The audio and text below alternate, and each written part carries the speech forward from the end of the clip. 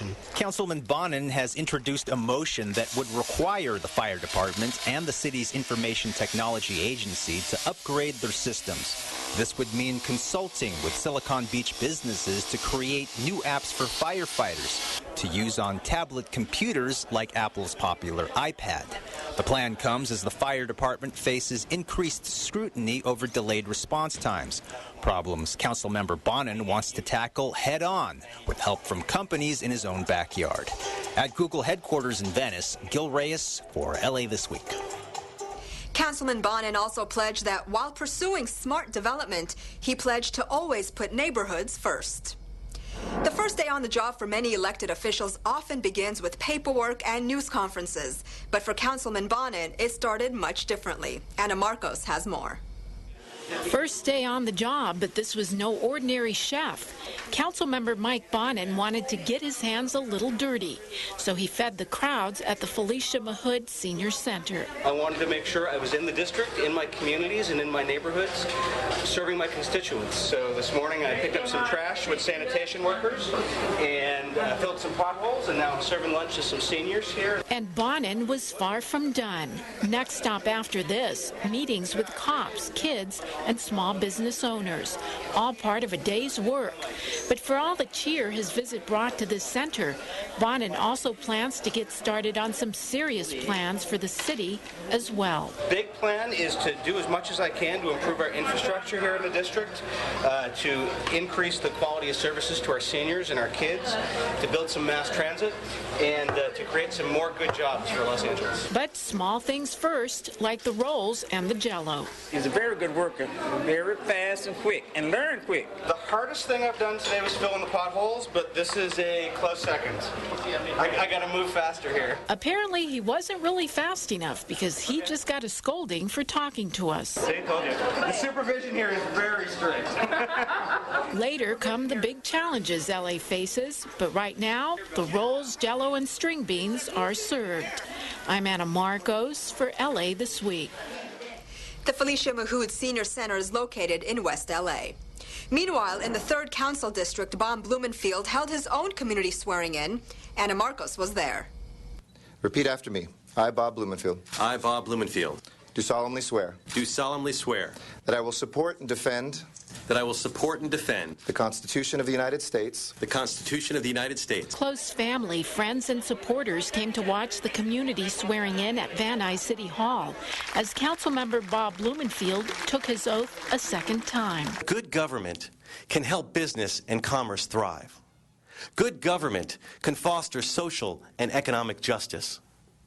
Good government can improve the quality of life for all of us. Blumenfield, a former member of the California State Assembly, gave an indication of how he will lead LA's 3rd Council District. He'll do it with help from the people, with the bipartisanship he's known for. Just as the city relies on appointed members, board members, and commission members to help it govern, I intend to rely and create community action teams to help me govern, made up of members of the community. We confronted the greatest economic crisis the state had ever seen.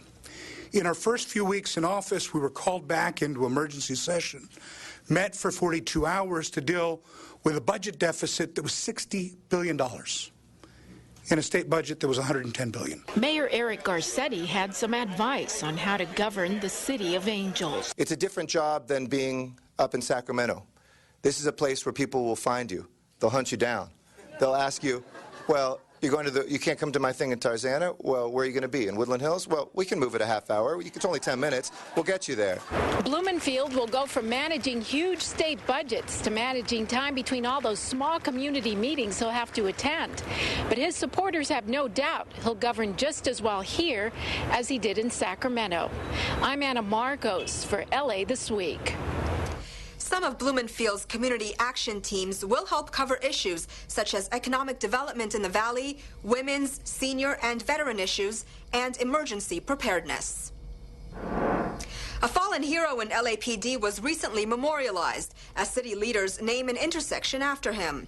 Anna Marcos has more on the unveiling of Officer Mario Navidad Square.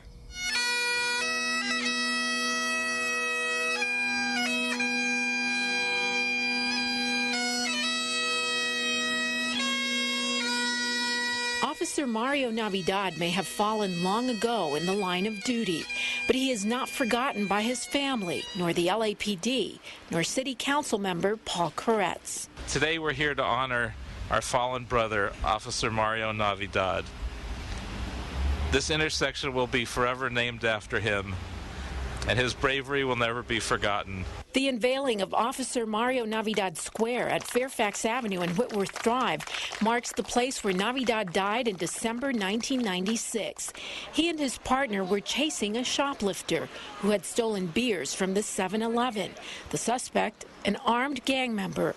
Navidad fired, hitting the suspect in the chest and stomach before getting hit with a fatal bullet himself. Every day, the folks to my right and behind us get up and put their uniform on to go to work. They know it could be their last day. And to have your life taken away over 2 damn 6-packs of beer, I just cannot get over that. We cannot understand and may never understand the pain and suffering that you have gone through. But rest assured that you will always be part of our family. More than 16 years later, the young kids he left behind are now entering college, but they say they will never forget, and the memorial will remind them. It took a while, but it happened, and I appreciate what you guys all did. The family has stayed strong in memory of the husband and father whose childhood dream had always been to become a police officer, a dream he lived to achieve before becoming one of the fallen men and women in blue. I'm Anna Marcos for LA This Week. Officer Navidad was born in California but raised in Mexico. He returned to the U.S. to finish his education and achieve his dream of becoming a police officer.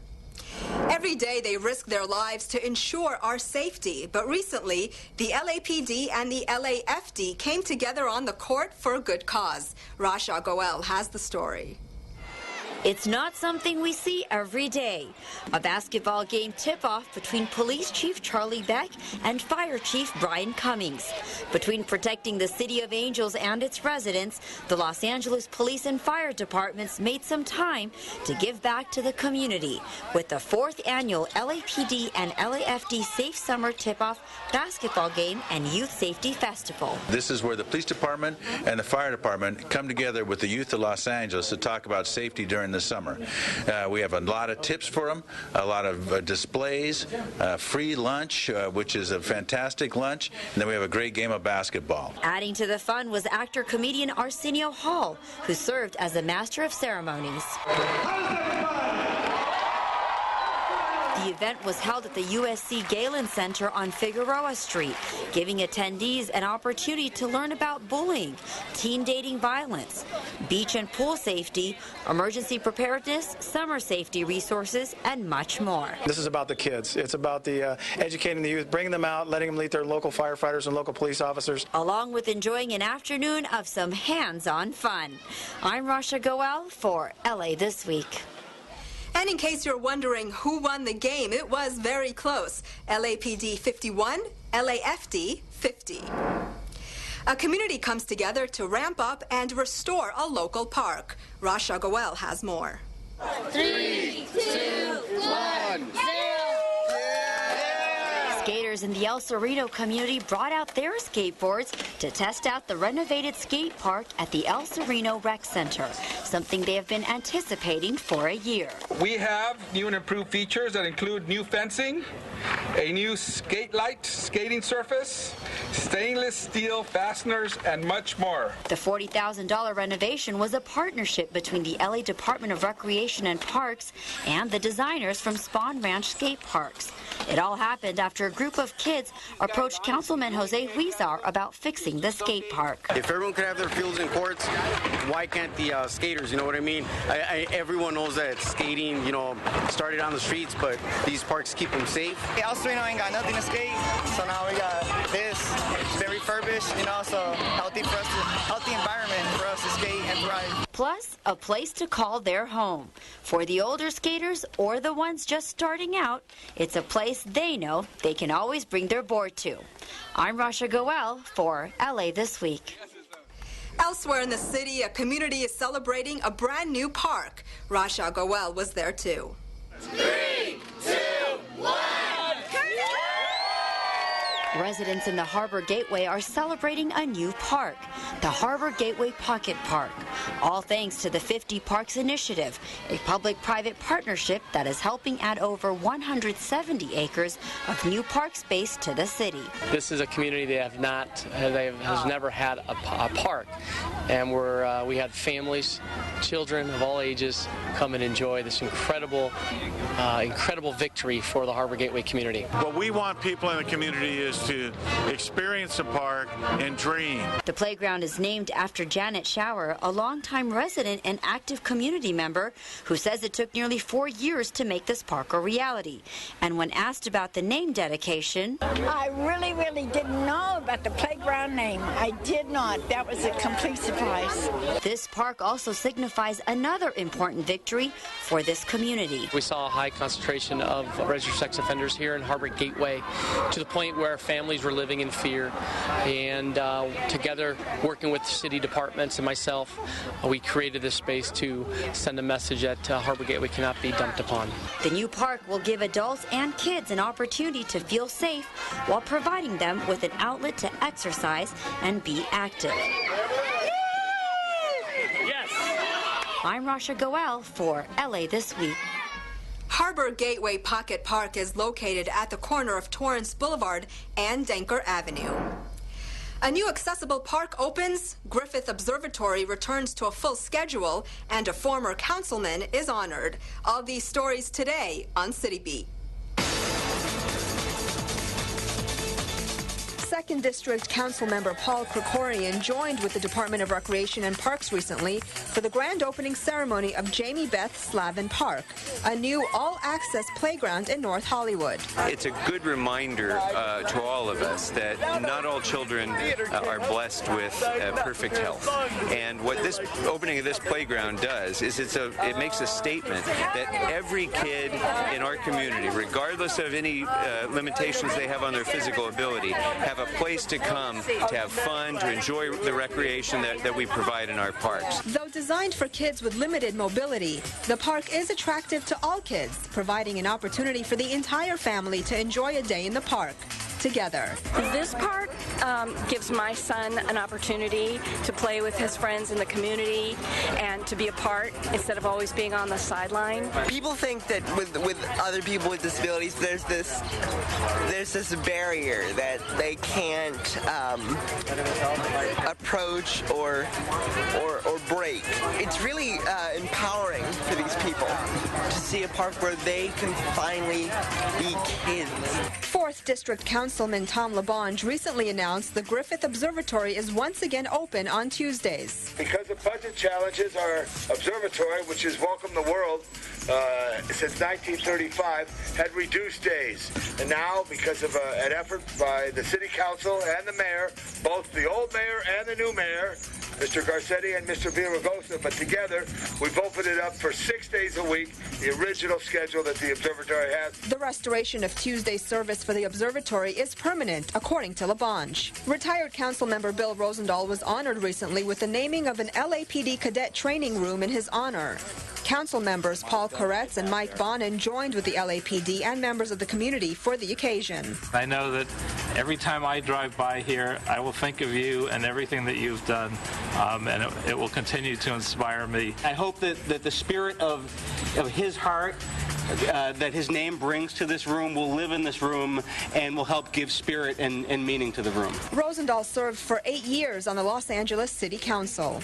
Council member Koretz also took time out to recognize members of the community who have helped make Fire Station 59 more of a home away from home for the firefighters helping keep LA safe. We're here at Fire Station 59 to acknowledge and accept some things that some community folks have given Friends of West Los Angeles to the firefighters, things that make the fact that they live here more palatable, some new chairs and television and some gym equipment. With shifts that can last more than 24 hours, these and other extras are a welcome addition to the station, especially with budgetary limitations. As anticipation grows for the opening of the new Tom Bradley International Terminal, LAX officials held a special gala event to celebrate this landmark accomplishment. Now that the hard work is done, airport and city officials took a night to let their hair down and enjoy the new Tom Bradley International Terminal they helped create during a red carpet black tie event. The passenger experience is just going to be overwhelming when people come here. They're going to love coming to Los Angeles now. Folks walked the red carpet before going into the new terminal for some drinks, delicious food, and entertainment. It is so cool to see a dream become a reality, and to see the reality actually greater than the dream. Officials say tonight's celebration recognizes the hard work of many people and how they were able to work together to overcome major challenges. It's taken a lot of people and an incredible amount of talent and a lot of dedication. We're a little strong-headed, but we also agree. But we agree. We said it at the same time, see? The first-class event was put on by Westfield and featured a 70-piece orchestra.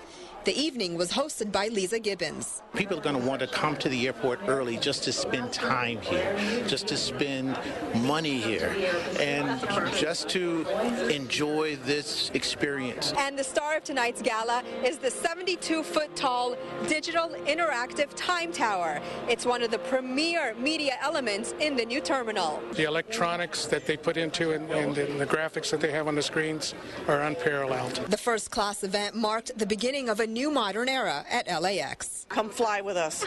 Fabulous. Thank you, Jen. Great drama, great music, and a race through great culture. It's all part of the magic in store throughout the city of Los Angeles in this week's Things to Do. This week, Grand Performances at California Plaza offers a very special noontime performance.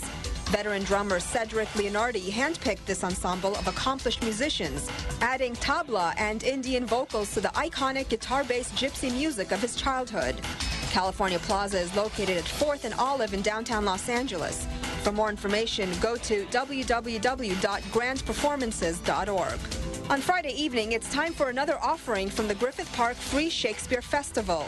This week, an offering in the Shakespeare tradition with the 18th century comedy She Stoops to Conquer, featuring romance, mistaken identity, and a thrilling chase. The fun begins at 7 p.m. in the Old Zoo. Remember, there's no seating, so bring a blanket or a low-back chair. For more information and directions, call 818-710-6306. If you're looking for something that's both exciting and culturally enriching, sign on for the latest City Race. This Saturday, explore the secrets of Little Tokyo.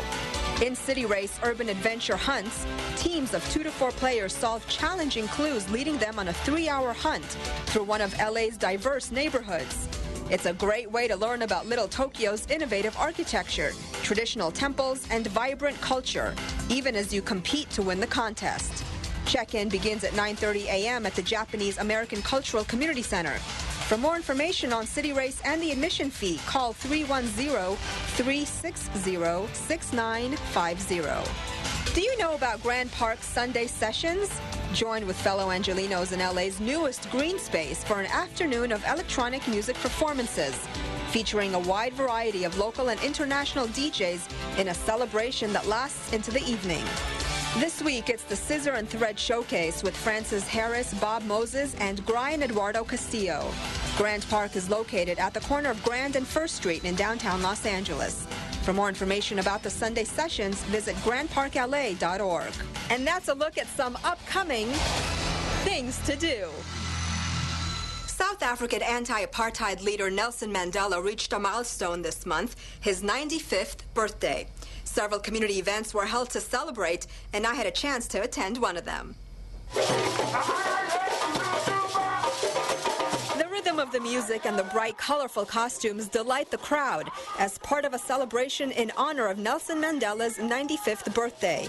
For many, Mandela's birthday has a special meaning. For me, it's hope, and it's the human will to fight and to live on. The event was held at Leimert Park, where a number of celebrities and officials came out to pay tribute to a true leader. I believe Mandela is a master teacher.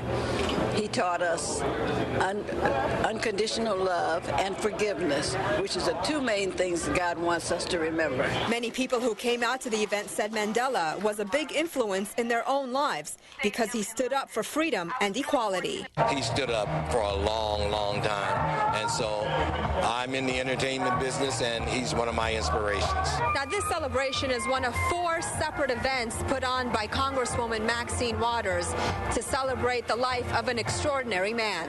He's a man that inspired us all and helped us to feel better about ourselves because we reached out to help people who were living under this unconscionable system of apartheid. As a result of his struggle against apartheid, Mandela spent 27 years in a South African prison, emerging to serve as president of South Africa. And for this community, it was an opportunity to show their appreciation. Well, that's going to do it for this edition. Thanks for joining us. I'm Yana Kay, in for Ellen Chang. A reminder that you can catch us online at lacityview.org. You can also follow and like us on Facebook. We'll see you back here next week for more of LA This Week.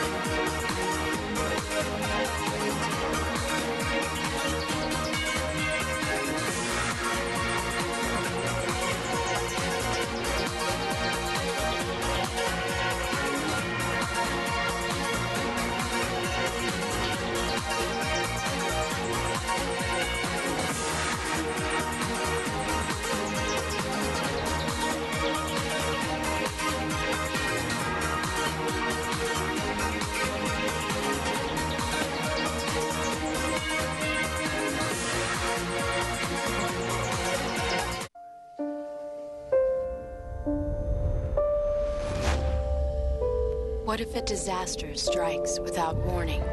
What if life as you know it has completely turned on its head? What if everything familiar becomes anything but? Before a disaster turns your family's world upside down, it's up to you to be ready. Get a kit, make a plan, be informed today. Clean water means playing in green parks. There's more to Garvanza Park than meets the eye. Beneath my feet are big cisterns that collect water from the storm drain when it rains.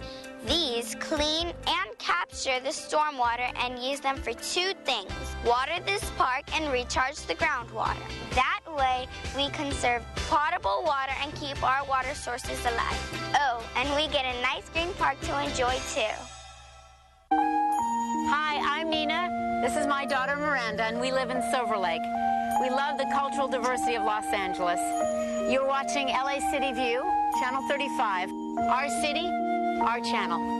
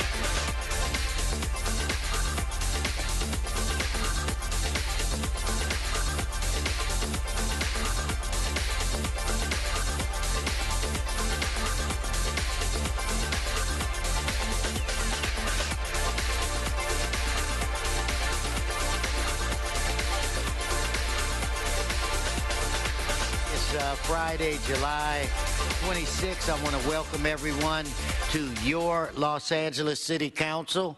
This council, your council, meets every Tuesday, Wednesday, and Friday at 10 a.m. Mr. Clerk, we do have a quorum. Could you please call the roll? Blumenfield, Bonin, Buscaino, Cedillo, Englander, Fuentes, Huizar, Carrasco, Corrigan, Labange, Farrell, Parks, Price, Wesson, 11 members present, and a quorum, Mr. President. First order of business. Approval of the minutes. Parks moves, Wesson seconds. Next. Commendatory resolutions for approval. Blumenfield moves, Bonin seconds. That brings us where? Mr. President, before starting this morning's agenda, there's been a request from the department to receive and file items 1A and B inasmuch as the liens have been paid. And further, there's a request from the department to continue item 10 to August 27. Okay, without objection, that'll be the order. Very good, sir. Item 2 is an item noticed for public hearing. We do have cards. Okay, let's hold item 2 and let's continue with the next section then. So I guess that's just item 3? Yes, sir, and that's an item for which public hearing has been held. Okay, well, members, any specials on item 3? Seeing none, let's open the roll,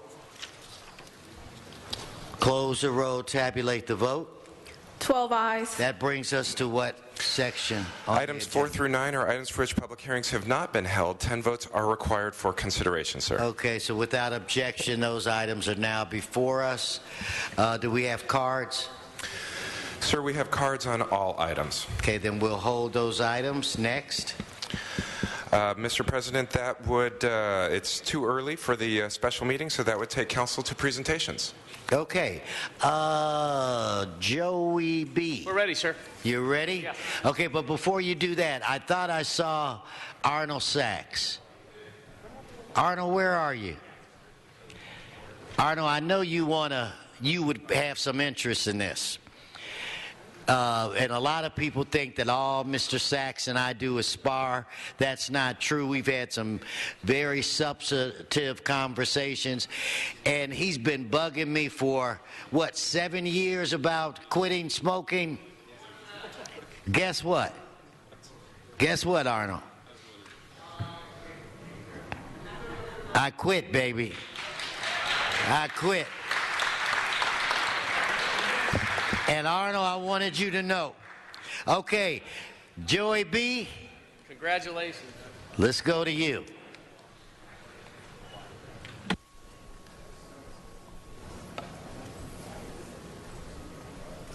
All right, let's get the family up here.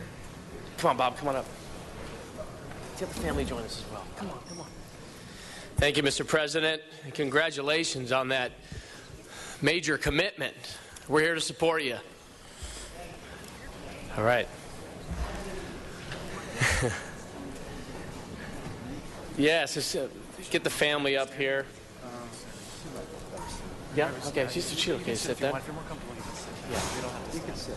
Sit down, Mom. All right, colleagues, I'm delighted to have the guests of the John Ferraro Council Chambers. Assistant Fire Chief Robert Franco and his family. Chief Franco is joined by his mother, Noemi, his wife, Jerry, sister Esther, and her husband, Larry, and Nina Davies. Chief Franco, let's give him a round of applause for the Franco family here at Council Chambers. Chief Franco will retire from the fire department on Wednesday, July 31st after 36 years and 2 months of service. How about that?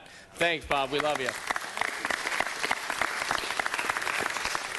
Chief Franco was born and raised in the community of San Pedro. He graduated from San Pedro High School in 1974, the year I was born, however, and attended UC Santa Barbara before joining the Los Angeles Fire Department in 1977. Chief Franco spent 15 years working in downtown and the Wilshire areas of the city and over 10 years working in South Los Angeles. He's had numerous special duty assignments in his career, including firefighter, dispatcher, drill tower instructor, research unit commander, and community liaison commander, amongst other assignments. Chief Franco worked at the number of major incidents during his career with the department, including the 1978 Mandeville Canyon brush fire, the 1983 Paramount Studio fire, the 1984 Olympics, the 1989 Pan Pacific Auditorium, the 1990 Metro Rail Tunnel fire, the 1992 civil disturbance, and the 1994 Northridge earthquake, the 2002 and 2003 Malibu fires, and the 2007 Griffith Park brush fire. Chief Franco has had the honor and distinction of serving as the incident commander for the Presidential Security Detail on 7 occasions, and as the IC, the incident commander for 2 Laker Championship parades and numerous other major city events. He had the honor of competing in the 2012 World Firefighter Games in Sydney, Australia, and finished 4th in the longboard surf competition, which is no surprise as the beach is right in his backyard. I am going to ask Chief Cummings, Fire Chief Cummings, to say a few words first. Thank you very much, Thank Joe. you, sir. Mr. President, Chief, thank you. Good morning. Good morning. This is a really mixed emotion occasion. I'm glad for Robert as he goes off into his retirement with his family, but I'm also saddened by the loss of a truly fine command officer. 36 years of service with the finest fire department in the country is pretty amazing. And the changes that he's seen over those 36 years as we modernize the department, as we focus on our core business of emergency medical service, it's the leadership of men like Robert Franco and the men and women of this department that keep this city so safe. So it is an honor to be here to say goodbye to Bob, to have his families here and share it with him, and to honor him on this occasion in City Council. Thank you very much. Thank you, Chief. Thank you, sir. Thank you, Chief Cummings. And now I'd like to ask Chief Franco to say a few words. Congratulations. Thank you. Thank you, Councilman and Honorable Council. It's my pleasure and an honor to be here this morning, as this is the last day that I will don this uniform. And I'm very proud in so many ways to have served this city and the citizens of the city throughout the last 36 years. It's been a very exciting and rewarding ride for me and for my family. The city has allowed me to prosper in many ways, given me the opportunity to put a roof over my family's head and educate my children beyond my wildest dreams. With me this morning, besides my mother, is my second grade teacher, Mrs. Nita Davies, who I owe a lot to. She made the trek down here and has become a close part of our family. And this happens quite a bit in San Pedro. The people of San Pedro are a very close-knit community, as I'm sure the councilman has mentioned many times. And we do love our councilman. He's a great guy. The people do love you down there in San Pedro. But again, I'd just like to thank the city for giving me this opportunity. I'd like to thank the leadership of the council for keeping this department intact, staffed, and also equipped with the latest equipment and training opportunities to keep us serving the community as they deserve. So thank you for your leadership. Thank you for this opportunity and this recognition. And I will leave here just as proud as I came in as a member of the Los Angeles Fire Department. Thank you very much. Well said. So with that, Ryan, thanks, Ryan. On behalf of Chief Franco of the City of Los Angeles, we present to you with this resolution commending you with your over 33 years of service in the Los Angeles Fire Department, signed by the mayor and all of our city family members. Congratulations, sir, and best of luck in your retirement. God bless you. Thank you. Congratulations. Thank you. Any members wishing to speak? Okay, with that, Mr. Huizar, if you're going to be ready for your presentation, to be up next. Let's go in the back. Take a picture with the family. Chief, want to join us? Right this way. Yeah. We'll walk in.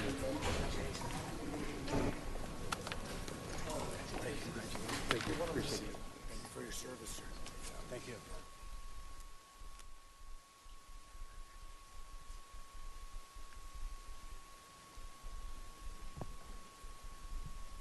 Well, thank you very much, Mr. President. And today I also want to recognize someone who's retiring from their service. And this is an individual who has given a lot of himself to the community of Boyle Heights and is retiring from his service to the Boyle Heights Wolfpack, a young boys and girls football organization that he founded along with others back in 1988. And I am speaking of none other than Nisam Leon. Nisam, where are you? Let's give him a big round of applause.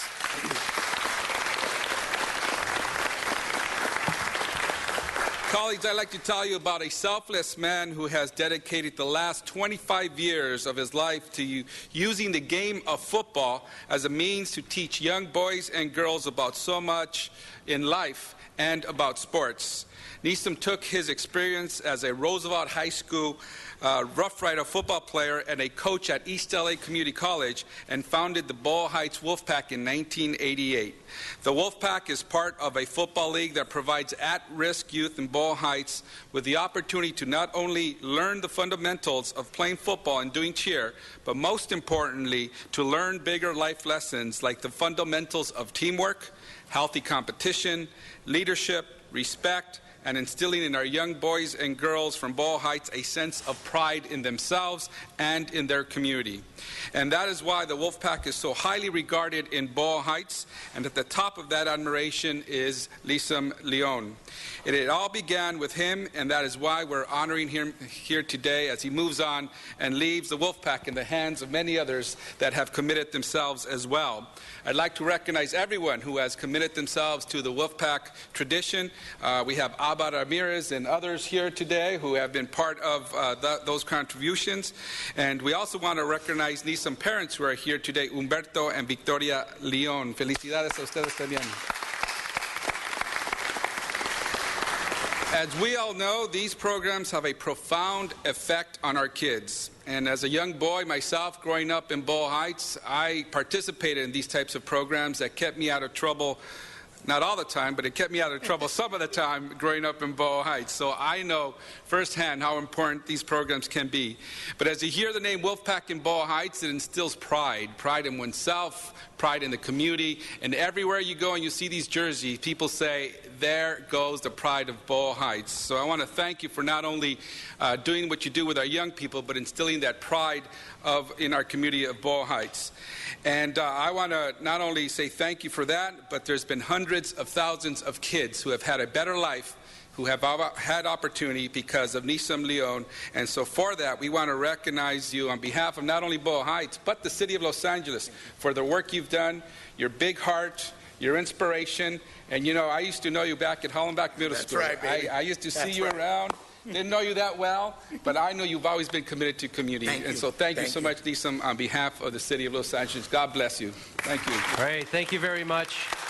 Mr. Cedillo. Let me join my colleague in commending Nisam for his incredible leadership and civic participation. As you know, I'm also from Boyle Heights. I was not able to be a Wolfpack. They didn't exist when I grew up, and I was a Bobcat.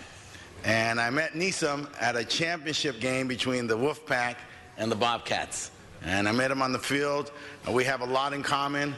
Of course, we're Rough Riders. We're from Boyle Heights. Great sense of pride. But more than that, we're protégés of another coach named Richard Angel. And I want to say about Nisam and all the coaches in these communities. Coach Parks, Coach Wesson. These coaches are the first experiences for many young men to learn about leadership, to learn about teamwork, to have a sense of pride in what they do.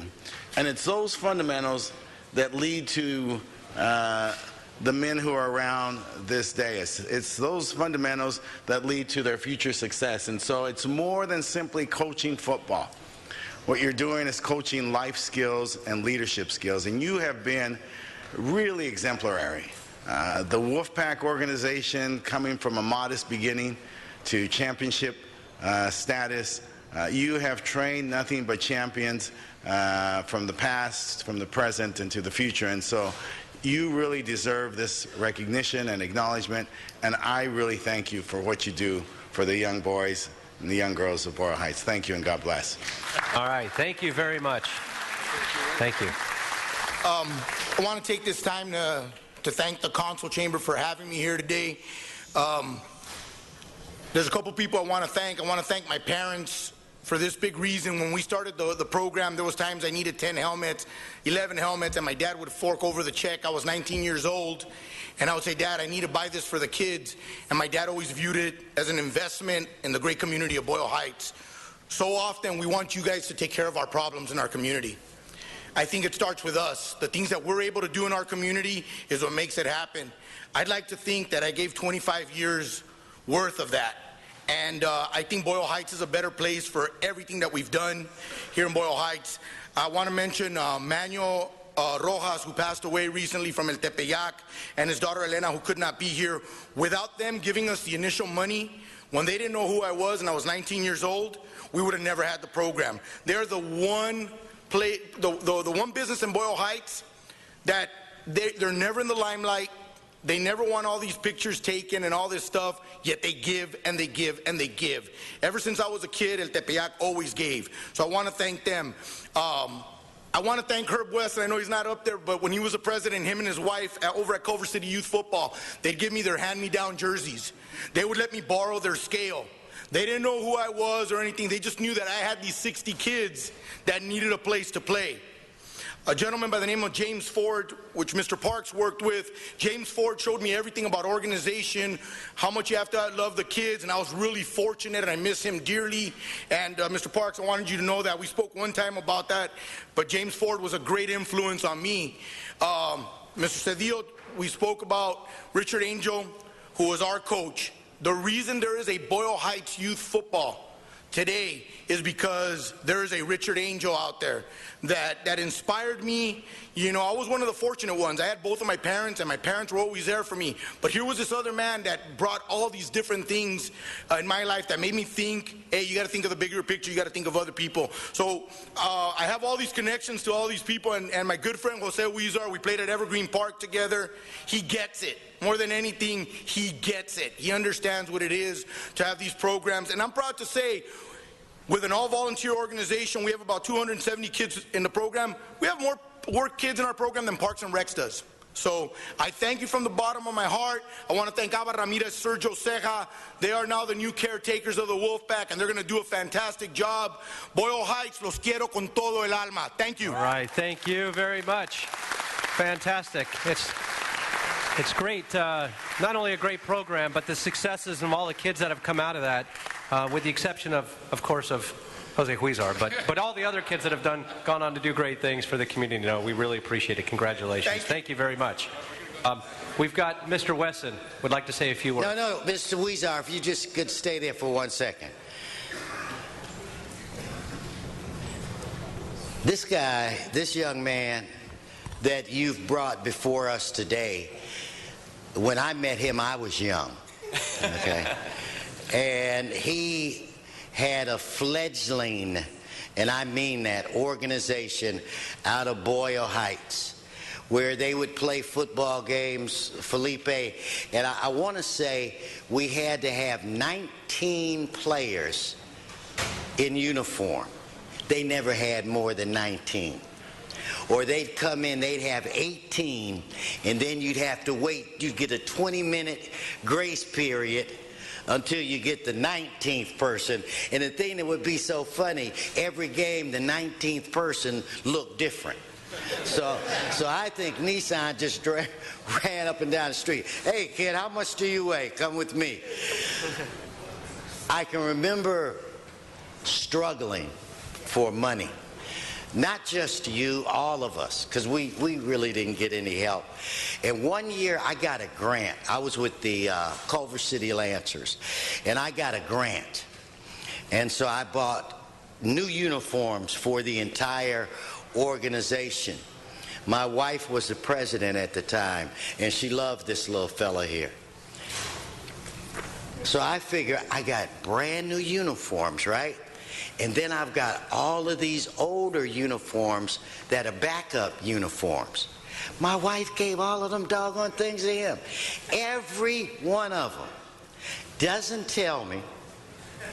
I'm at a game, I'm at opening. Remember how we'd have the big opening day? Yeah, we have uniforms. And so all of a sudden this music comes on. Ole, ole, ole, ole. And I'm saying, this is cool. Then I said, wait a minute, those are my players running out on the field. And here's Nissan with 100 kids in Culver City Lancer colors. And it was remarkable. You are a good man, one of the best I've ever known. And I'm glad I got back here so I could let you know how proud I am, how much I love you, and I'm here to help you. God bless you. Thank you very much. We had Mr. Koretz on the queue. I think that was pushed on accident, unless Mr. Koretz in his previous life was a football player in Boyle Heights. I don't think so. But with that, we'll turn the com back over to the Council President.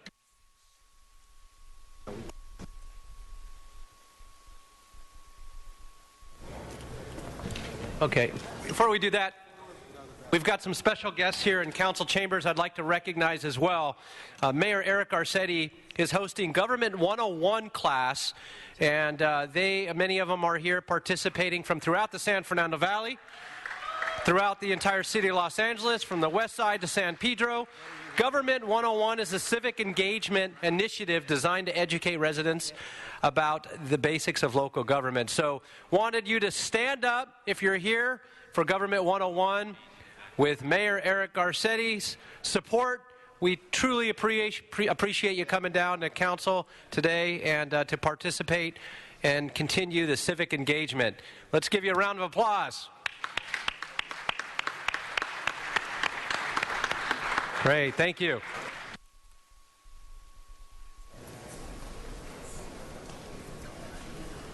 Thank you, Mr. Englander. Okay, Mr. Clerk, let's continue going through the file. What do we have left? Mr. President, there's been a request to reconsider item 3. Why not? Let's vote on reconsideration of item 3. Who's made the request? It comes from CD14. They'd like this matter continued to August 27th, sir. Okay, so let's vote for reconsideration. Let's open the roll, close the roll, tabulate the vote. 13 ayes. Okay, now let's continue this until what day? August 27th. Okay, without objection, that'll be the order. Next item. Mr. President, item 2 was held special for cards. In the meantime, there has been an amending motion 2A that has been distributed and is now before Council for consideration. Okay, so Mr. Walsh, would you like to come forward? John Walsh. And goodbye to all of you folks. John Walsh.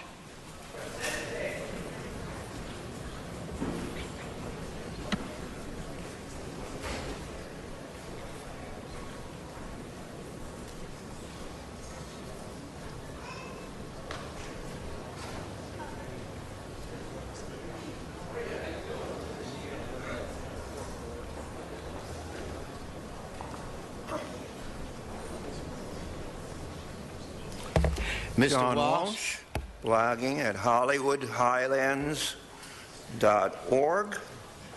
And again, this is right on my own street, okay? Where a woman was brutally raped by 3 men a year ago. Yucca Street, okay? So don't tell me I'm not talking about that. 6218 Yucca Street, Yucca Supermarket.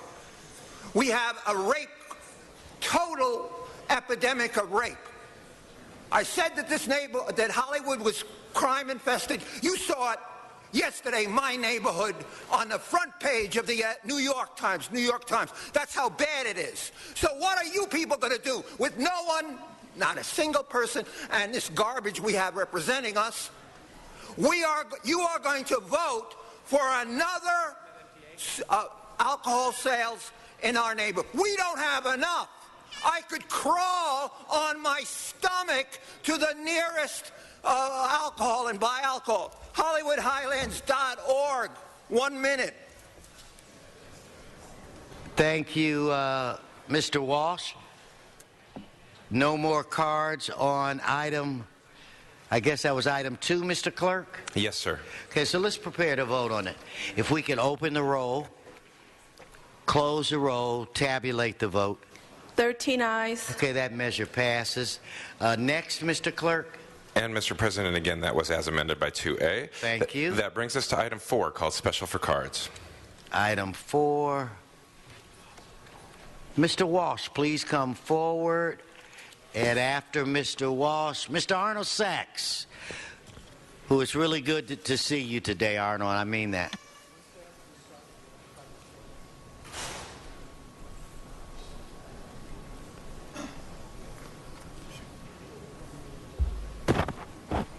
John Walsh, blogging at Hollywood Highlands, HIGHLANDS.org, 100,000 server requests per month.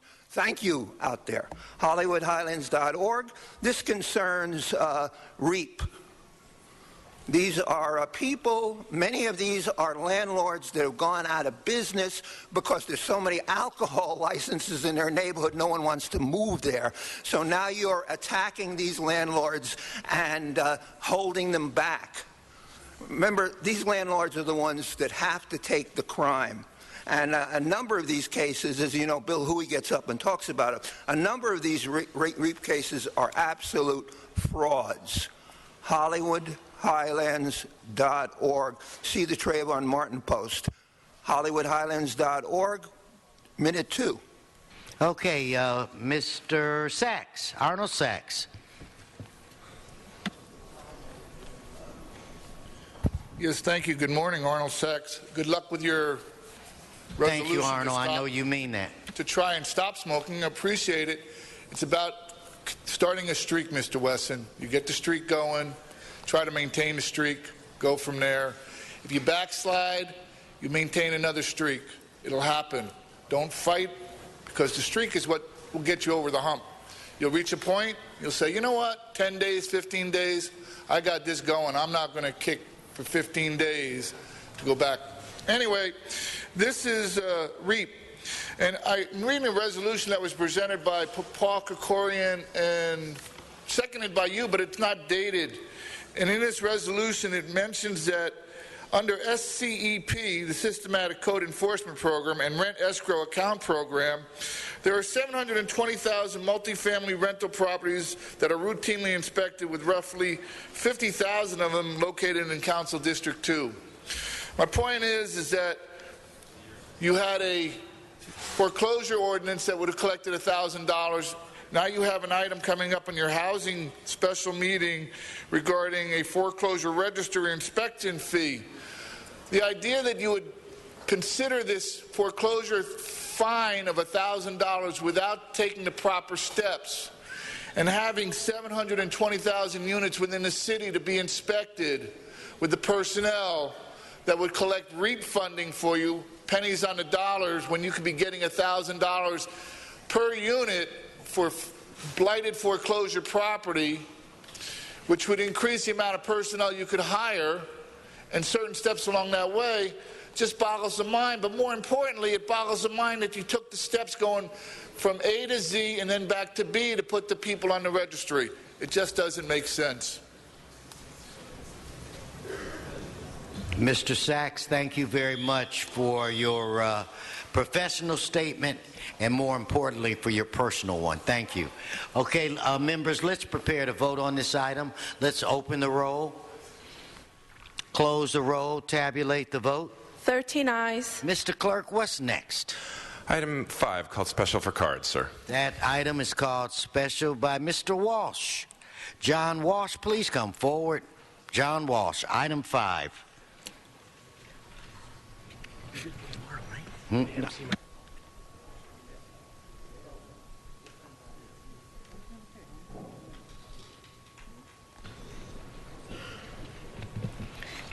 Mr. Walsh. John Walsh, blogging at J. Walsh Confidential, or just put in John Walsh, and I come up. HollywoodHighlands.org. Okay, this concerns the DNA rape kits, or evidence kits. They're not the same because DNA is on, the rape kits are a little different. But you had an enormous scandal on the rape kits, and it took you years to catch up. And remember, nobody in the city or at LAPD exposed it. It was the press. that exposed it. You're going to just let this thing slide by. I think there should be officers up here. I want to know that if someone kills me, that someone is going to come into my apartment and check for the DNA. And I have no reassurance that these Keystone cops will do it. HollywoodHighlands.org. Thank you, Mr. Walsh. I believe Mr. Walsh was the only card on that item. So let's prepare to vote on that. Members, let's open the roll, close the roll, tabulate the vote. 13 ayes. Okay, next item, Mr. Clerk. Item 6, call special for cards. Mr. Walsh, come on back. Come on down.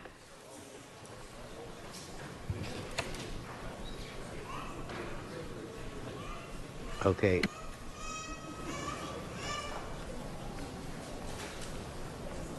Okay, John. Minute 4. John Walsh, J. Walsh Confidential. Again, this is another item concerning the police commissioners and the DNA evidence kits. Now, on a city council where we spend 5 minutes on the president's smoking habit, there's not a single one of you that's going to ask a single question about DNA evidence kits. And I want everybody watching this to know that we are all potential victims.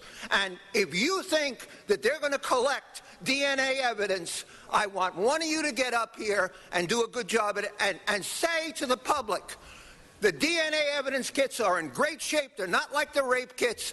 And I guarantee you, as a city councilman, that there are no problems, and we're not even going to ask a question. That's how certain we are that everything is fine. Now, when Parks was running things, everything was fine. But now that these new white boys are in there, I'm sorry. HollywoodHighlands.org. Thank you. No more cards on this item. Let's prepare to vote. Let's open the roll, close the roll, tabulate the vote. 12 ayes. Mr. Clerk, next item. Item 7, called special for cards. Mr. Walsh, item 7. And Mr. Sachs. Mr. Sachs, I almost didn't see yours. So just come on, both of you. I've got Mr. Walsh and Mr. Sachs. John Walsh, blogging at HollywoodHighlands.org. Check out our Anthony Weiner post. Okay, this concerns something you aren't to blame for, and that is Fukushima. Now, we're several thousand miles from Fukushima. Now, this is, again, we have them getting up there talking about countries, many, many minutes on presentations. This is something on our shore. Buscaino isn't even here. This is something on our shore. It says the Harbor Department, potential debris washing up along the LA coastline as a result of the 2011 tsunami. Are you interested in this outside here? Are you interested in trash from Japan, nuclear trash? But watch. If it's an important item, they don't speak about it. If it's something that their lobbyists are paying them to speak about it, I'm telling you right now, when the crap comes up here, people are going to watch me. HollywoodHighlands.org. You were warned about Fukushima crap. Thank you, Mr. Sachs. And in the future, maybe you or Mr. Walsh, whoever gets to the mic first. Sorry, Mr. President, but he's a whiner, and I can't go in that step. We had an incident at MTA. Okay. But again, this actually is somewhat important, and I would think that this is the kind of item that would be considered, you know, the state legislation just passed a Bradford Act that allows the governor to meet with the Board of Supervisors on emergency situations. And this would be somewhat of an emergency situation with debris that would wash up on the shores. But considering the size of the shores that are affected by the city of LA compared to the other shores, this should be something the city should look at what the county's planning on doing, what the state is planning on doing, what the Coast Guard is planning on doing for this debris. It's got to be a situation where it's monitored, and more likely than not, they're aware that this debris is in the area. That's it, Mr. President. On a side note, I'll tell you later. Okay, thank you. All right, let's prepare to vote on that. Oh, no. Mr. Koretz. Thank you, Mr. President. As much as it pains me to agree with Mr. Walsh on an issue that sounds a little crazy, I don't think it is. I've actually been contacted by a number of people, including several of my constituents, about the concern of radioactive seawater and its impacts and its reach. And here's a map. I can't vouch for its accuracy, but it shows that radioactive seawater has reached from Fukushima all the way almost to the Hawaiian Islands. I think it's a strong potential danger. We already have a lot of problems in the oceans, some that we can't explain, like thousands of baby seals beaching themselves. And especially since even the National Oceanic Atmospheric Administration doesn't really have a handle on this, and especially since we've been reading that the Fukushima plant is continuing to leak nuclear radiation and contaminated water. I'd like to ask that the Harbor Department report back on the level of radiation potentially reaching Los Angeles as a result of the nuclear accident and the continued leakage from that plant. What happens in Japan's Pacific Ocean happens in Los Angeles' Pacific Ocean, and I think we should take a closer look at this. Thank you, Mr. Koretz, on that. Let's prepare to vote now, Mr. Clerk, or? Okay, somebody should second that. Mr. Krikorian. Okay, so we got Paul K. and Paul K. All right, with that said, let's prepare to vote. Let's open the roll, close the roll, tabulate the vote. 13 ayes. Okay, what's next? Mr. President, that brings us to item number 8, called Special for Cards. Item 8 is Mr. Sachs, and Mr. Sachs still has time. Please come forward, Arnold. In fact, I'll let you give your statement, and then it's my understanding we're going to continue this. But go on, since you're here. Okay. Go ahead. You want to continue? That's fine. You're okay? Okay, we want to continue this till a week, Mr. Clerk, so that'll put us at what day? Mr. President, that brings us to August 2nd. Okay, then without objection, that'll be the order. That's in Van Nuys, is that okay? Yeah. Okay. Thanks for the heads up. Boy, I appreciate that head craning by our city attorney and city clerk in unison like a singing group, the Temptations or something. What's the next item we have? That brings us to item number 9, called Special Item for 9. Mr. Sachs, I have you on item 9. And item 9 is now before us.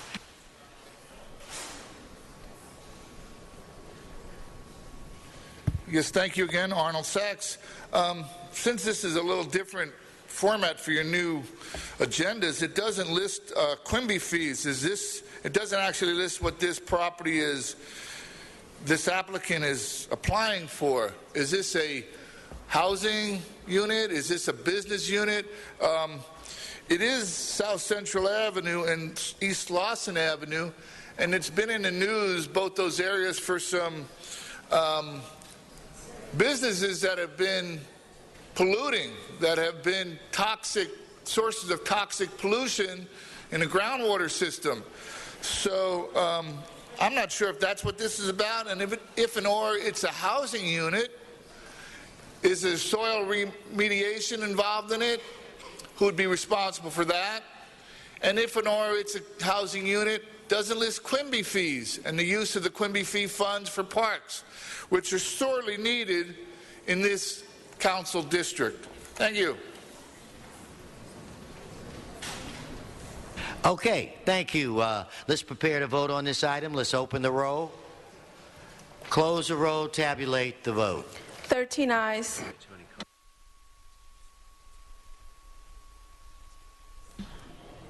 Okay. Mr. President, would council like to recess the regular meeting and go into the special? Yes, let's do that. Very good, sir. Blumenfield, Bonin, Buscaino, Cedillo, Englander, Fuentes, Huizar, Koretz, Krikorian, Labanjo, Farrell, Parks, Price, Wesson. 13 members present and a quorum, Mr. President. Okay, well, let's get to it.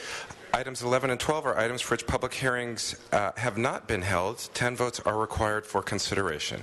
Okay, on item 11, I have Mr. Walsh, I believe it is. Is that correct?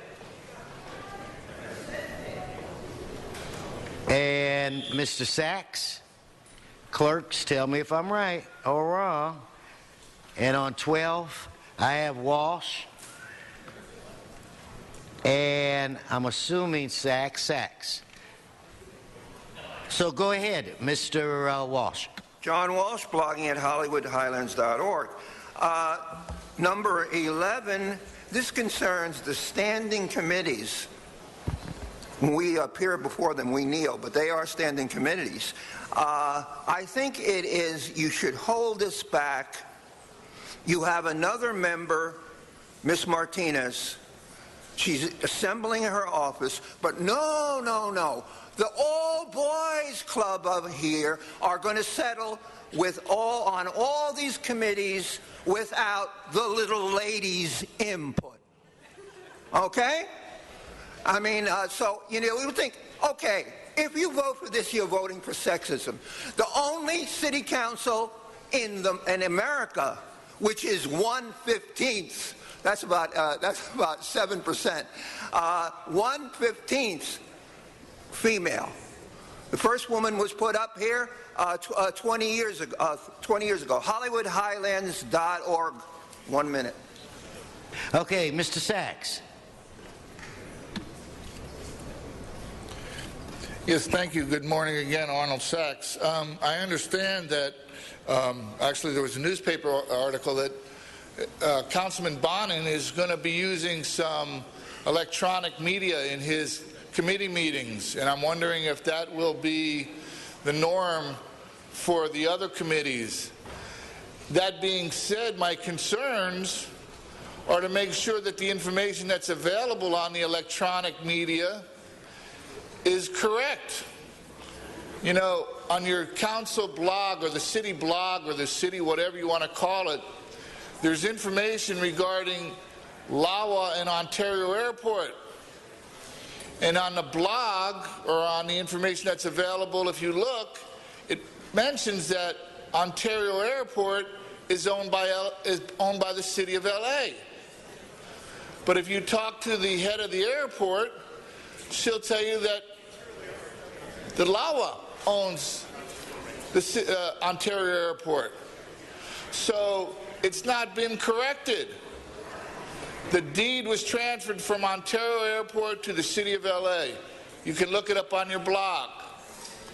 So if you have incorrect information that you're posting, then it really doesn't make any sense to use electronic information, because then you're just misleading more of the public. I don't have the opportunity to use electronic information. Not a big deal to me. I like to read. I like to have a physical item that I can read and check against another story. Not somebody's opinion, per se, but actual facts that you can collect and fact check against other sources of information. But if you're going to present electronic media and use it in your committees, make sure it's correct. Thank you, Mr. Buscaino.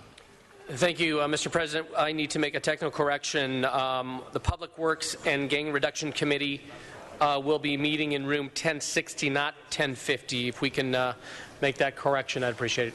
Thank you, Mr. Clerk. And, Mr. President, for clarification, amending motions 11A and 11B have been submitted and distributed amongst the members and are before you for consideration. So we're voting on both of those items at this time? They're inclusive within item number 11, sir. Okay. So anyway, Mr. Huizar.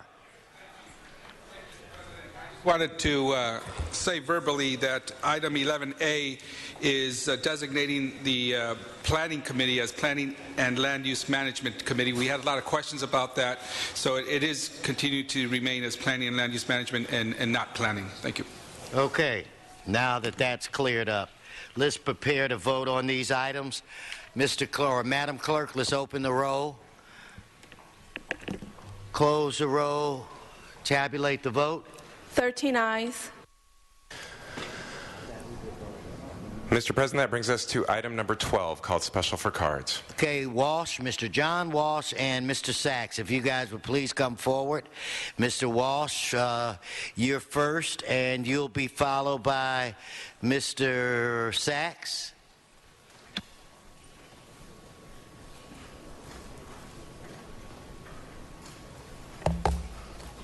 John Walsh, blogging at HollywoodHighlands.org. Don't worry, I don't take the 2 minutes. I know people out here are watching. I don't want to waste their time. I'm not talking about here in the council. I'm talking about in L.A. Okay, this concerns hearing comments and resolutions concerning $55 million worth of bonds. Now, the cause, revenue bonds, the cause is a good cause. But I'm telling you right now, 55, as one senator said, $500 million here, $500 million there. Before you know it, it starts adding up to real money. Again, when they vote on this, and you don't see the unions here, the unions better realize that when they vote on this, DWP doesn't get its raise. I'm sorry that that all the white right-wingers somehow blame everything on the unions. This was a different city. You got to blame it on these people up here and their union, the Union of Corrupt Politicians, UCP.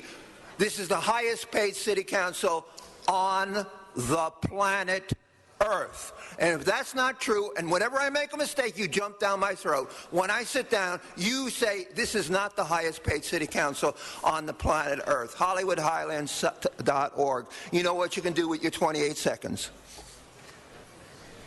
All right, come on up, Mr. Sachs.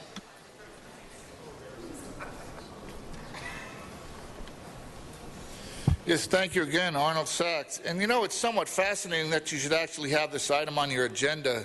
There was a story in yesterday's LA Times regarding the closure of a regional center, I think in the Valley, for disabled youth, that the Board of Education is closing the center. And the reason I only cut part of the article out because it said the person who's in charge of that particular area actually is also an assistant DA, and I thought that was somewhat fascinating in and of itself.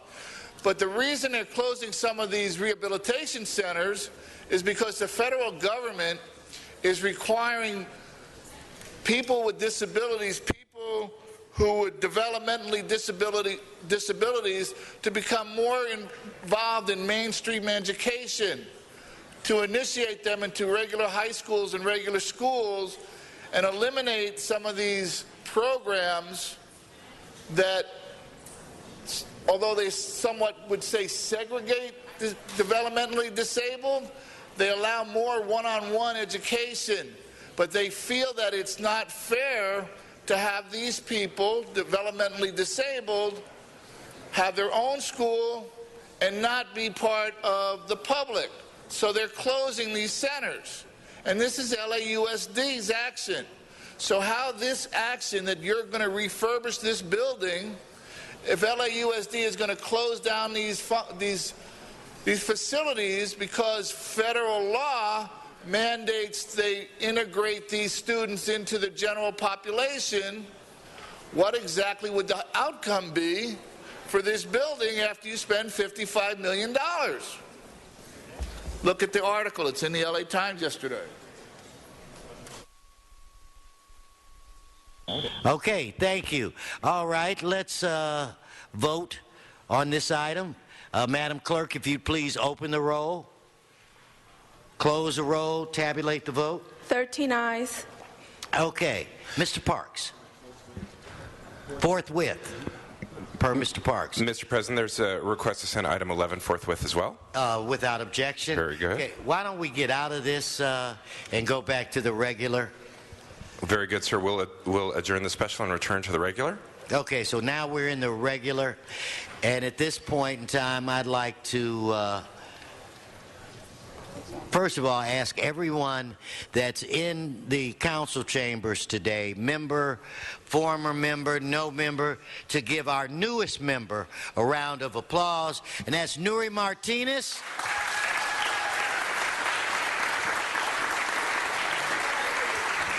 Give her a round of applause that she deserves. Unbelievable campaign, unbelievable supporters, unbelievable win. The city is waiting for you. But also good people.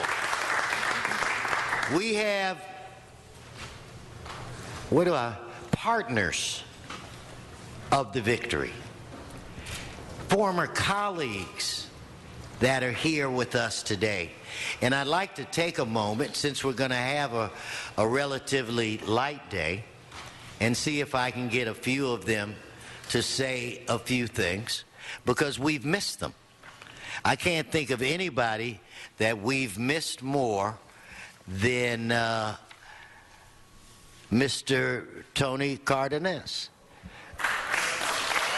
who's a congressman for life, who last time we saw him, we spent 3.5 hours.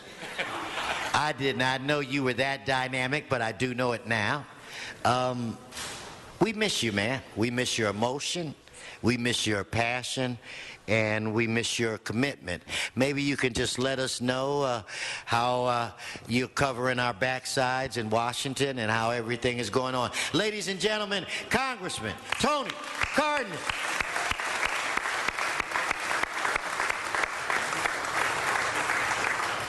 Thank you for the opportunity to say a few words, Mr. President. I do miss all of you very, very much. This is a very beautiful, wonderful city, and this is a wonderful place. And I wish you all the best in all of your duties and responsibilities. I know the talent that all of you bring, and I'm so happy for the city of Los Angeles, for all of you, and all the wonderful work that you're going to do. I've got goosebumps. The last time I was here, it was the last day that I was able to vote. I don't know why or what, but I just hadn't come back to the council as much as I missed it. But I go back and forth to Washington every week. I wish I could tell you that Washington is in good hands. I'm not sure about that. At least one of our houses is extremely dysfunctional, and I'm a member of that house. But I'm trying my best to make sense of it. I'm trying my best to bring Los Angeles' perspective and all that we care about here in this beautiful city to Washington. And I'm here to serve our wonderful city and our great city. And again, now I know why I didn't come back to the chambers until today. Today I get to look across to one of the most incredible, dynamic human beings, and a woman who is far more courageous than me, a lot tougher, a lot smarter, a lot stronger. And all I did was caretake for the 6th Council District for 10 years so that the only woman on the council could be the person to lead our community. Congratulations. Thank you. Thank you, Mr. Cardenas. It's good to see you and your lovely wife.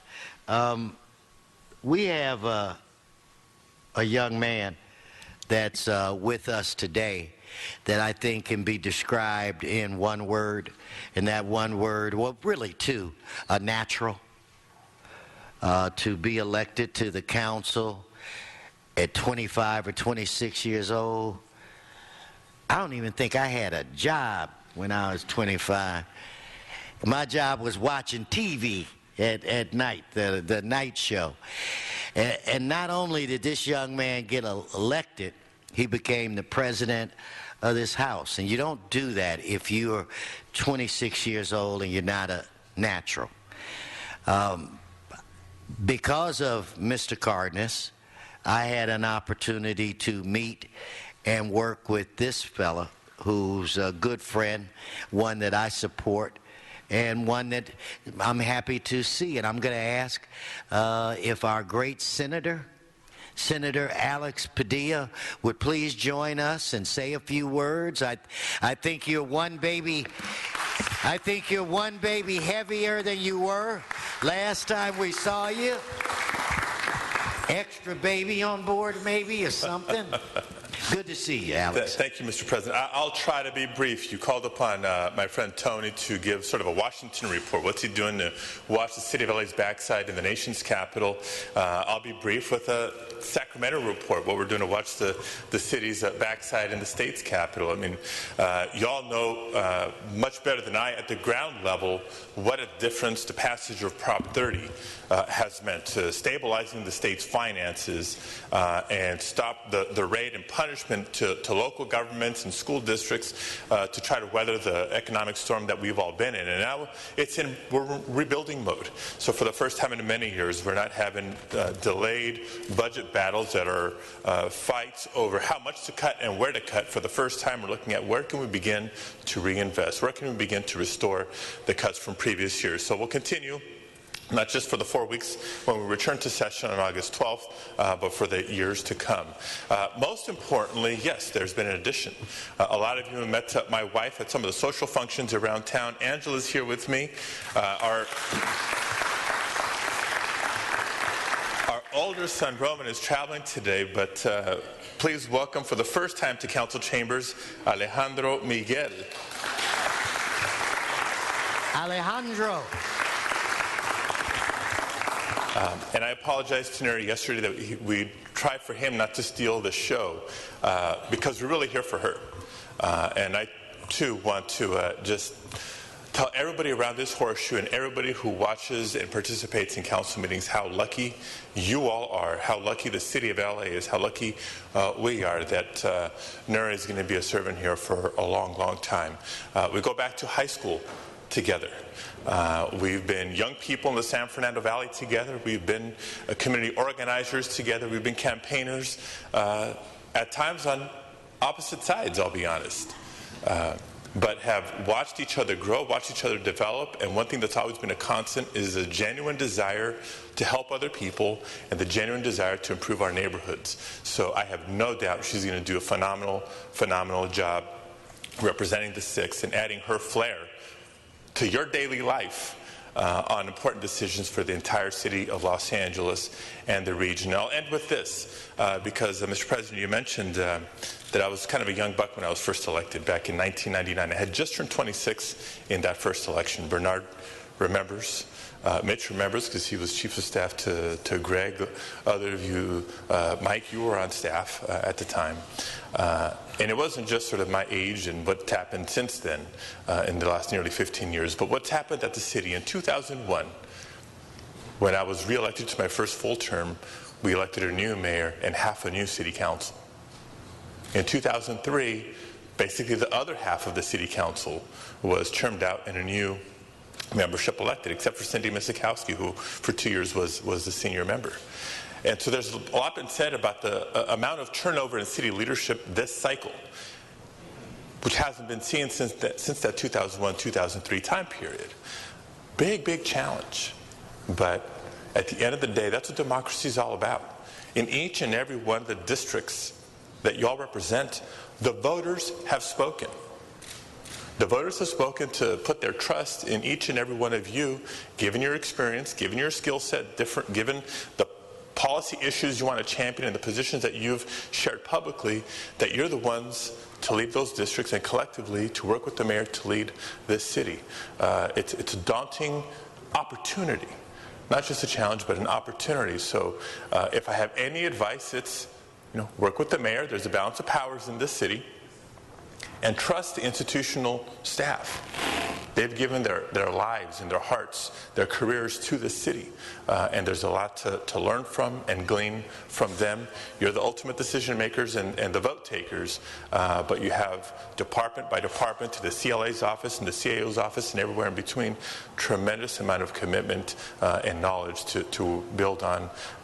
And I wish you all the best because this is my home too. So my little boy, my family, we're in your hands here in terms of the quality of life of our city. And again, a final congratulations to my sister Nuri Martinez. You've already made us proud, but we know the best is yet to come. Thank you. Now, I know that this young brother hasn't served this House before, but I'm going to ask if you'd say a word or two. I've been reminded by the city attorney that it should be brief, but we are lucky to have such a crop of assembly members this year, and I can't think of one of them that has more potential than Raul Bucanegra. Please come forward up to the center, Mike, or wherever you want to go. Wherever you want to go, we're going to give you special dispensation. Go on. Thank you very much, Mr. Council President. It gives me great pleasure to be here. I spent 16 years in local government working for some great council members like the great Rita Walters, and almost 8 years for Senator Padilla in District 7.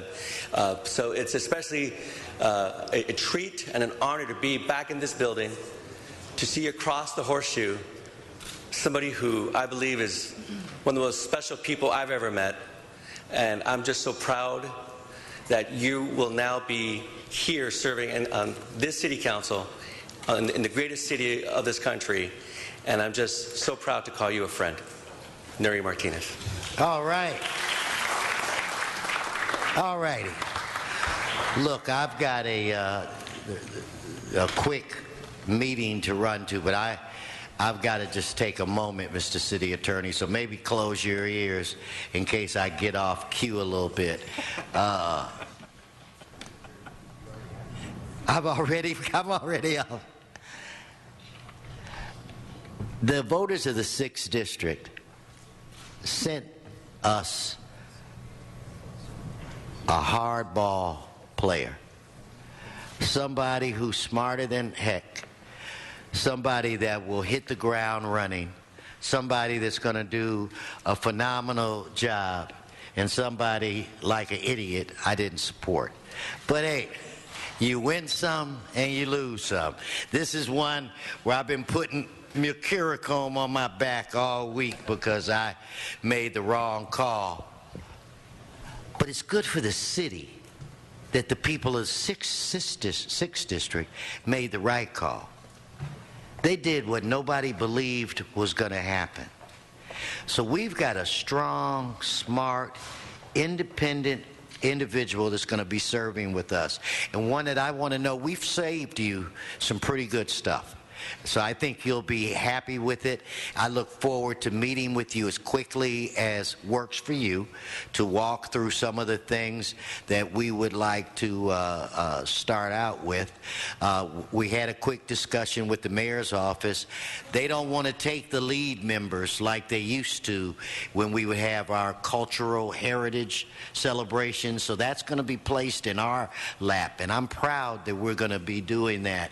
And so one of the first things that we're going to ask Nuri to do is we're going to ask you to put together the first official Women's Day in the city of Los Angeles, and we'll ask you to work with, I think, the ranking member, which is Mr. Huizar, and put on Latino Heritage Month. So there are a lot of things, and other members, I've got other things going where we'll be working things around, but there's some very critical things that we have to do, very important people that need to be acknowledged. So I look forward to meeting with you maybe next week if your schedule permits. You want to take a few days off, Lord knows you deserve that and more. At this time, an individual who's a class act, an individual who I think we're really lucky to have, one that I'm proud to call a friend, one that's taken on a very, very important job at the city of LA as chair of E&E. And could have gotten some other things, but was determined to do that, and we're really excited to have him. So I'd like to bring forward Felipe, and then Felipe, if you would present before this body Nuri Martinez. And with that said, I'm going to kick it over to Mitchell, and I'll try to get back before the end. Ladies and gentlemen, Felipe Fuentes. Give him the round of applause that he deserves. Come on, he deserves better than that. Thank you, Mr. President. I actually really think that I'm going to be the briefest of them all, and it's not as a lack of respect for Ms. Martinez, but I think, gentlemen, you will see in real short order that this extraordinary individual, her actions speak louder than words. And I think we've all seen a real demonstration of that in the last week with her election. But as I mentioned to you all when we were approving her ability to work as one of our caretakers for the 6th Councilmatic District, Los Angeles absolutely deserves the hardest fought contest possible. Our residents deserve the best, and Ms. Martinez has demonstrated in very short order that she is the best for the 6th Councilmatic District. I think I personally am terribly excited about her ability to serve with us, largely because the folks that just were speaking praise to her are all San Fernando High School alumni. And more than a political relationship, we all share very, very deep ties, and the areas that we care about overlap coincidentally. And so I'm absolutely thrilled to present to you all Councilmember-elect Nury Martinez.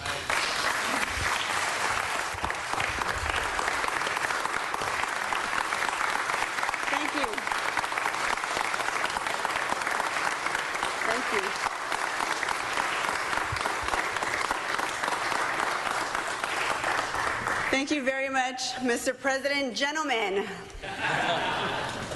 thank you very much for such a warm reception. It's been an interesting 2 days, but nevertheless, I want to just thank my friends that are in the audience. Thank you so much for being here. Thank you so much for believing and never giving up. But most importantly, I want to introduce my husband who is my rock, my best friend, and the love of my life, Jerry Guzman.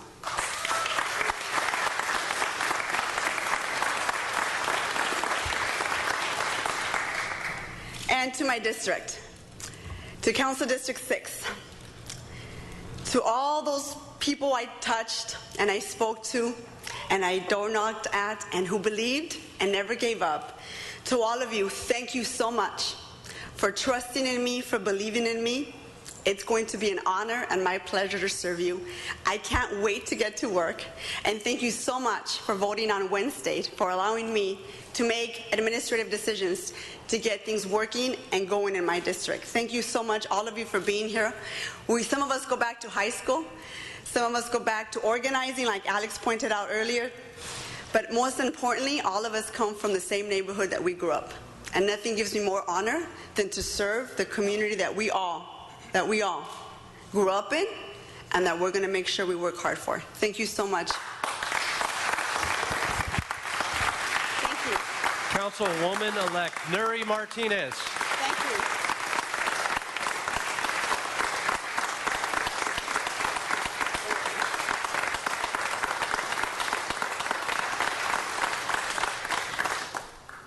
Thank you. With that, let me just close that conversation and dialogue by saying that I too have known Nury for many, many years and have worked very closely with her on a lot of issues and campaigns. And yes, as Mr. Padilla pointed out, not always on the same side. But I'll tell you right now, you don't want to be on the opposite side. Unlike our council president, I was fortunate to endorse her.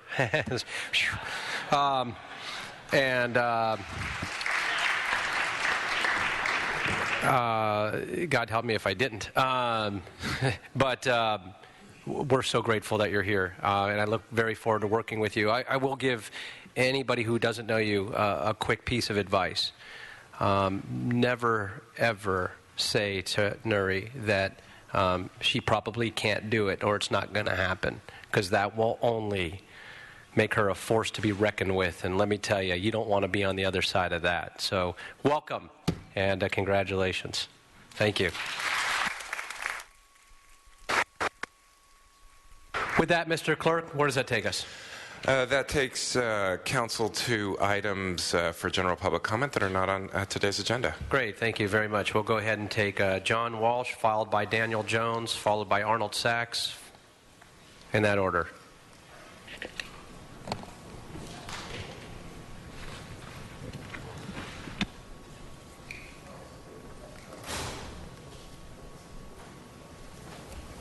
John Walsh, blogging at HollywoodHighlands.org. I spoke in front of Ms. Nuri Martinez. I'm a 25-year veteran of the LAUSD teachers. Let me tell you why she's not sitting there as a member of the City Council. Everybody knows it, and I'm going to tell you. The City Council, under law, can appoint her now, immediately, at this meeting. Okay, under the charter. When Peggy Stevenson was appointed after her husband died within 24 hours. The reason they are not, and everybody up here is in favor of it, the reason they are not putting her in, and they're going to wait technically until city clerk gives the okay. The reason is that Garcetti said no. Let her sit there. Garcetti is evil. His candidate, Cindy Montañez, incidentally, what does Anthony Weiner and Cindy Montañez have in common? They're both political dicks. I'm telling you, I've been lived. I'm sorry. We're not going to allow the language. So if you want to disrupt this body, then we could do that. Give him a warning. That's your first warning. No, she didn't consider it disruptive. Okay, I have a right under the First Amendment to call anybody a dick. You cannot call that word disruptive. It's the name of the mayor of the city of New York, of L.A. Dick Reardon was a dick. In other words, his name was Dick. He was a great man. I'm telling you right now that Garcetti doesn't want her on there.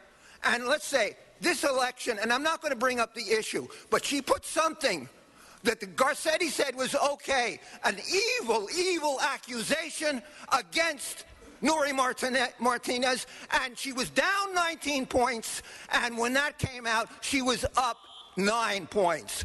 Hollywood Highlands. Thank you very much. Next speaker, please. Excuse me, now you're disrupting the meeting. That's over your time. My name is Daniel Jones. Senator, where are you going? Excuse me, we're not going to allow the yelling in this room. And so if you're going to yell, then we're going to ask you to leave. Thank you. Piscano, Krikorian, and Garcetti are illegitimate. Here's the law. Article 14, Section 3 reads as such: no person shall be a senator or representative in Congress or elected president and vice president or hold any office, civil or military, under the United States or under any Congress who, as an officer of the United States or as a member of any state legislature or an executive or judicial officer in any state to support the Constitution of the United States of America, comma, shall have engaged in insurrection or rebellion against the same, comma, or given aid or comfort to the enemies therefore of, period. But Congress may vote by 2/3 of each house to remove such a disability. The overt act, which all three of these people did, was to not get repatriated first, city clerk. They would have done that, they would have been able to take the oath again. What's the point?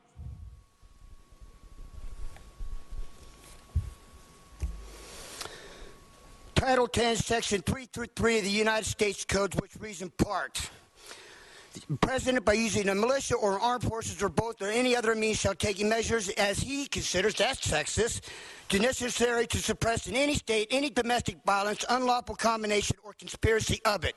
I'm looking at a conspiratorial community, the law enforcement community. Have a good day. Mr. Sachs, thank you. Yes, thank you. Good afternoon. Oh, still morning. Good morning, Arnold Sachs.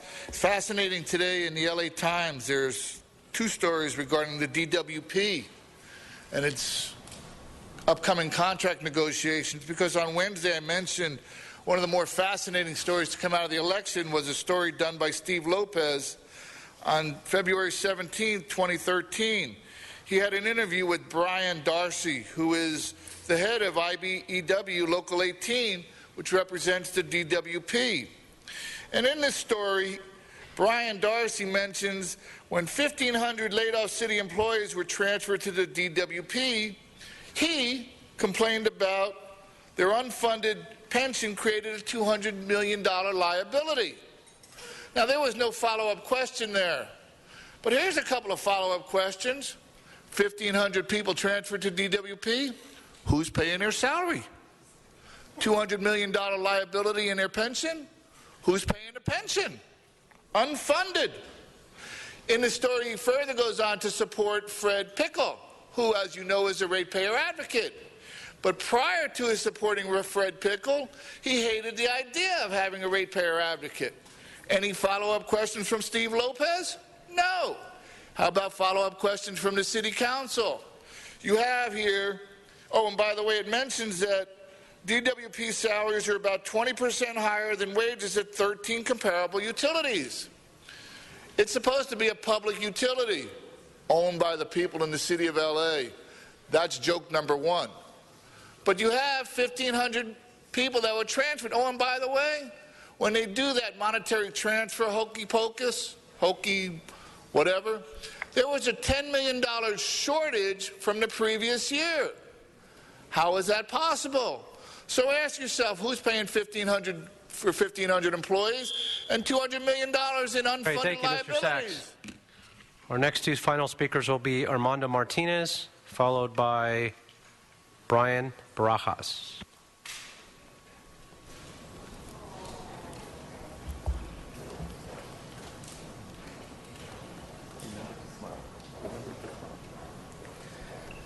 Good morning. My name is Armando Martinez, and we're really happy here today. We're the Lincoln Heights youth, and we're representing the CD1 area in Lincoln Heights. We are here today to participate in this idea of this temple of democracy where everyone can speak. And I'm hoping if my young people want to speak, I'll share some of my time to them, 30 seconds or so. But we're here to thank Gil Cedillo, our CD1 rep, who is going to give us a new direction, a new vision, a new hope for the future. And we are so proud of him and coming out to our community even yesterday. So thank you so much for the vision, and the idea of action is the key. Not talk, but action. So if my youth want to say a word or two. Go ahead. Your name first. My name is Marlene, and I live in Ramona Gardens. I think it's very important to keep, helping youth, supporting them in whatever way it is. I also wanted to say, youth are the future. You got to remember that. One of these days, we're going to take over your spots. So I want to make sure that we take over that knowledge. Yeah. So we thank you so much. Okay. All right. Great. Thank you very much.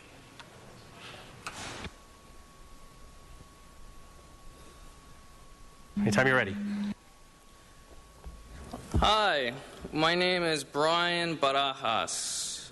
Now, I have a title from the LaRouche PAC website. It's called Detroit is Too Big to Fail. Crush Wall Street, Not the American People, by Bill Roberts, LaRouche PAC Policy Committee. Now, ladies and gentlemen, the arsenal of democracy has been destroyed. Now, anybody with any common sense would say to themselves, well, guess what?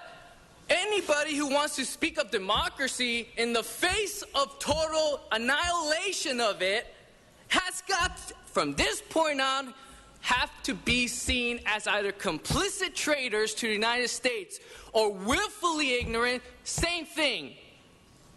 Now, what I say and what we have to do is implement the Glass-Steagall Act. I'm sorry. I'm going to ask you not to yell and keep it down just a little bit for rules of decorum. Thank you. Okay, sorry. Love the passion. Too Love much? the passion. Too much? Yeah, well, I mean, yeah, we should get more of that, though.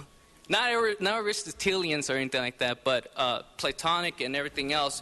But this passion that you brought up is very crucial, because Wall Street, in the face of this passion, they become the cowards, not the American people or their representatives. So you're right. We do have to have a sense of passion that this is life or death if Glass-Steagall is not taken up. This is a republic. That principle of a republic is embedded and the ideas of the future, unyet born. And so I'm asking, I'm going to turn this in. I have copies, so I'm going to turn it in. But we need Glass-Steagall. We need the American people to rise up with Glass-Steagall. H.R. 129, S-985, S-1282. That's crucial. All right, thank you very much. That concludes the public comment, and I believe that takes us to the conclusion of this meeting. Do we have items for posting and referral? Yes, sir, we do. We'll post those with no objection, and that'll conclude the desk is clear. Right, thank you very much. With that, does anybody have any public announcements, colleagues? Public announcements? Mr. Price. Thank you, Mr. President. Just want to invite my colleagues, neighbors, and friends to the Central Avenue Jazz Festival this weekend, the 27th and the 28th, Saturday and Sunday, 43rd and Central Avenue. It's going to be an exciting multicultural event featuring music, food, and ambiance of just a real exciting community.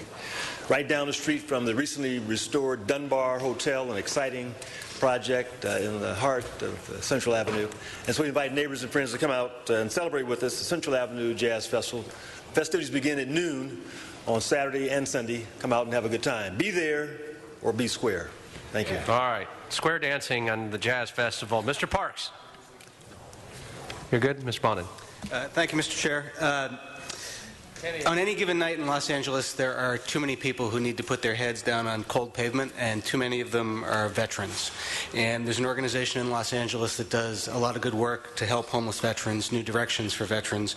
And this weekend, this Sunday, my staff and my constituents and I are going to be doing a service project with New Directions at the VA campus in West LA from 10 a.m. on at Building 116 on the VA campus. We'll be painting and gardening and moving some boxes and generally trying to improve the place, and we'd welcome additional volunteers. Thank you.